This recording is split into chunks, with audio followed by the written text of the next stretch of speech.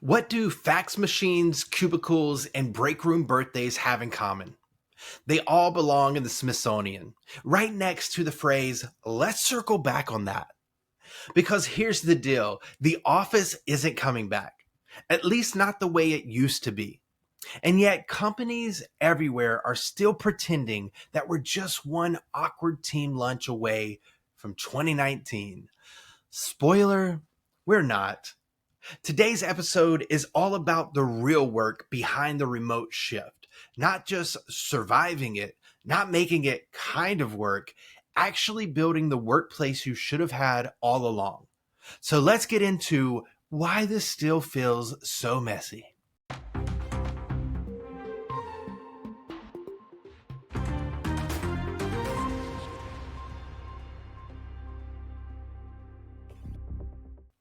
The transition to distributed work didn't fail.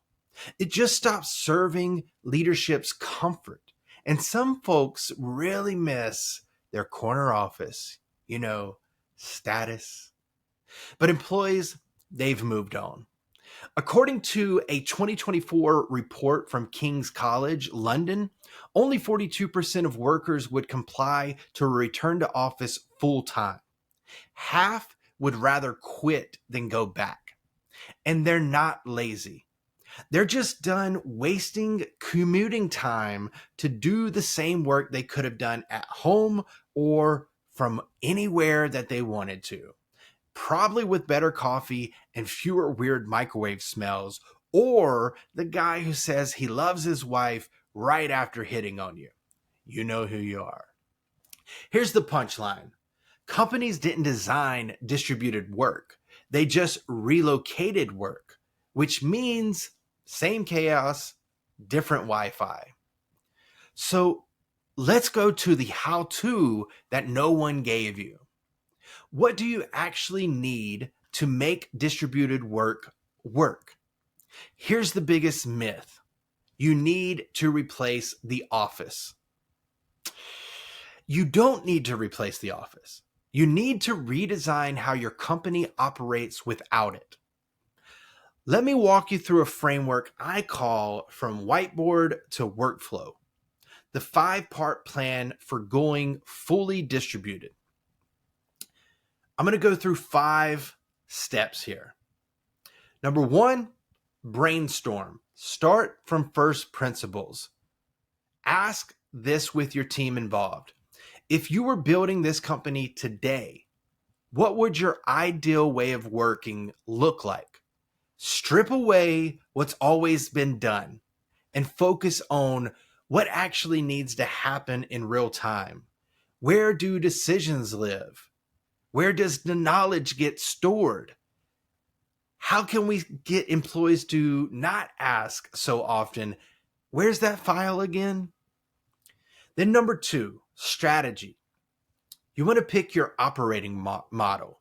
There's more paths than this, but we're going to focus on 3. Fully remote, which might mean that you're all in on async and autonomous work. Structured distributed. You have core hours. You have clear norms that have been communicated with the team, and you have a virtual HQ, which all of these need a virtual HQ. Grapevine. Or lastly, hub and spoke. So you have one central office with many satellite areas, which could mean that people work remote, or they go into co-working spaces, or they work in that central office if they're located close enough. But it's open to them. Now, warning, don't go hybrid without a plan. That's just 2 broken systems at once. One thing at a time. Number 3 in this 5-step approach, methodology. We use the D3 framework: design, decide, distribute. So you want to design your communication, your collaboration, and your culture on what matters most to you and how does it work within your company. Then you want to decide what tool does what. And here's a tip. Slack is not good for documentation. It's not a knowledge management system. Things get lost quickly.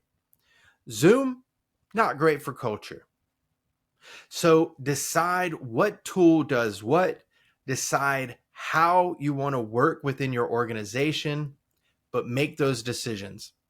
And then you distribute. You distribute authority and access. You want to make work findable and repeatable. The way that we do that at Grapevine is we're known for knowledge management, internal communications. And so you store the information in Grapevine, you communicate the information in Grapevine, and then people know where to go whenever they're trying to find what they're looking for, or if they need a refresher. They don't have to wait on someone else to be in the virtual office because it's searchable. So that's how we do it. But again, that's design, decide, distribute. Now we've come up with a use case. I don't actually love this use case example, but we're calling it kill the all hands. Replace your all hands meetings with this. Every Friday, leaders drop a 2-minute asynchronous update. So they can record themselves on a Loom. They can share that on the executive news feed in Grapevine, and then people can interact with it. We did this at Kumu whenever I worked there. It was great. I was on the leadership team. I would send the company or my team, depending on what type of update it was, or even the leadership team, an update, recording a video in Kumu, sharing it. I was able to see who viewed the video. And then I was also able to, in many cases, reshare it when somebody had a question for me, or they could find it on their own. And then another part of killing the all hands for this example, Monday morning, employees get a single summary email or newsfeed update. Now, in Grapevine, we already send daily summary emails, so you'll already get that. But you can also share this on the executive newsfeed or in the company community newsfeed. Optional, offer office hours for question and answers for the leadership team. So anybody in the organization can go and have conversations and get those answers that they need. I would even take it a step further and say document those, put it in a Grapevine space, and then have it under leadership FAQs, frequently asked questions, and update that over time. And then you can also create a group chat in Grapevine connected to that space. And so any other questions that come in there in the group chat, they get added to the FAQs list in that office hours space. But the way that this goes is it saves you time, it respects people's schedules, and it boosts clarity across the entire organization without more meetings. Sounds good to me. All right. Now, the last of the 5-step is implementation plan. We're doing this week by week. So just some examples here. You would adapt it to your company. But let's say week 1, you audit your tools. So let's say you look at Slack, you realize that it's not a good knowledge management tool. Now you need to go look at knowledge management. Let's say that you look at Notion and you realize that, hey, we're growing fast and it's not scaling with us. Now it's so messy. There's not a way to organize it like Grapevine. And so then you ask yourself, okay, do we have the right tools? If we don't, how can we update this? How can we get rid of some? How can we implement others? So on and so forth. Ask 3 questions or ask 3 people to find a process document and see how they struggle. If they don't struggle, then you're good. If they do, then it might be time to look into something else or create a process where people know where to go. Week 2, now you want to create the clarity of what you just did, right? So if you're auditing your tools, your calendar, your knowledge management system, you want to make sure that the entire company knows what's going on or what's about to happen, meaning we're going to get rid of this tool, we're going to bring in this one, we're going to reduce our plan on XYZ, so you're not going to be able to do this. If this is a problem, let me know. But basically, you want to create the policies or the updates that you're going to be sharing with the team and what's to come. And then you want to create clarity around what lives where and who owns what and how can I do XYZ, right? So one of the examples I put in here is create a communications charter so people know how to communicate to you. If it's emergency, what is an emergency in our industry, in our company, in our culture? How do I communicate that? Do I call you? Do I text you? Do I send a Figgy chat and wait for the next day? Or these are the things that you want to think through. Then week 3, you're going to roll out a pilot week with, let's say it's the kill the all hands.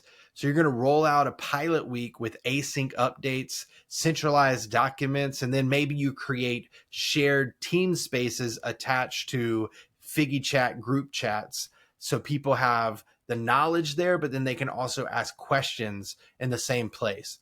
And then number 4, this is so important because a lot of teams will take it this far just to forget week 4, which is collect feedback, measure engagement, adjust, and then continue to reinforce those habits. Because whenever you are going from in office or to flexible or to just identifying which operating model that you're choosing to do, you have to make sure that it becomes a behavior and a habit. So continue to collect the feedback. This is an ongoing. So I say week 4, but it's ongoing. Collect the feedback, maybe quarterly, measure the engagement, adjust, reinforce the new habits. Find ways to do that. Find champions, build a coalition of champions that makes it not just your responsibility if you're the ops leader or the internal communications leader and you're trying to incorporate this initiative. Make sure that you have a coalition around you, because if other people start to see other people doing that, especially if they're peers, they're more likely to get over that hump of the change management challenge. All right. Now, let's talk about why most companies still miss this. Companies don't struggle with remote because of Zoom. They struggle because their systems were duct taped together and the office masked that mess. Remote just revealed the flaws that were already there, right? We've talked about this. Information scattered across Slack, Notion, email, Google Drive, and a guy named Tim. Sorry, Tim. You caught the bullet here. And then also the reason that they fell or missed this is because culture is dependent on proximity or synchronization instead of intention. There's a company out there called Roam, which they claim to be a virtual HQ. And then I'm not dissing them, but the problem with their product in my mind for remote and distributed teams is that it's very synchronous oriented. So they're really just replacing the office, where we're focused on building the office for the future, where you can be synchronous, you can be asynchronous, you can be self-serve, but you can also communicate with people in real time. So make sure that your culture isn't dependent on proximity or synchronization, but instead it's focused on intention. And then the last one here is communication defaulting to meetings because no one knows where to find stuff. Now that can go deeper too, right? Hey, do you have a second to chat? Hey, do you have a da-da-da? So whenever you create an organization that is self-serve, you're reducing the amount of repeated questions. You're reducing the amount of rework or duplicative work, right? And so the fix to all of the things that we just talked about, why most companies still miss this, is centralization, clarity, and finally treating internal operations like a product, not an afterthought. That is so important. So centralization means that you now have, or your employees have, one place to go to anytime that they have a question, they're trying to figure something out, they need to connect with someone, they have, or what's going on, knowing what's going on in the organization, they have one place to go to instead of all these different applications, right? So with Grapevine, we're not necessarily trying to replace your tools. We definitely can if you want us to. But what we're really trying to do is centralize your company's most important information so employees know where to go. at all times. Think about right now, if you had to find something, where would you go? You'd probably start with Slack. Then you maybe go to Notion. Then you'd go to Google Drive. Then you'd go to email. Then you might go to Salesforce. Then you might go to fill in the blank. With Grapevine, you start with Grapevine, and typically you find it in Grapevine, even if it's linked out to HubSpot or to Google Drive or to whatever, fill in the blank. But at least you have one place to go so you know what to do or where to go to understand. That saves so much time, so much money, and so much frustration from employees. And then the other part, clarity. Like, this is a small, simple thing that is huge in organizations. And oftentimes it's overlooked, or it's only put out there once and not repeated. Something to think about there.